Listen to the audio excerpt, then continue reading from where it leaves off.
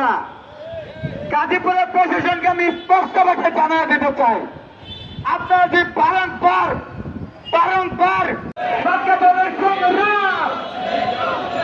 আমাদের কোন দাবি আছে, কাপড়ের মধ্যে কোন দাবি আছে, আমাদের জানানোর মধ্যে কোন দাবি আছে, কোনটি দাবি সুস্থ বলো।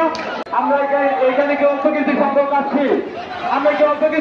আসছি, এখানে আমরা আমাদের দাবি আদায়ের জন্য আসছি না, বেতন ভাতার জন্য আসছি না। আমরা কি কষ্ট করতে পারবো না? সকলের সামনে 7 ঘন্টা যদি বৃষ্টিতে বসে যান,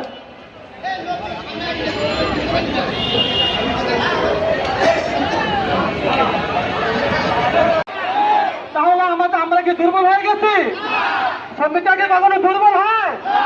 যে শ্রমিকরা 3 মাস মালিকদের সাপোর্ট করতে পারে, সেই আরো বাইরে বলুন সামনে থেকে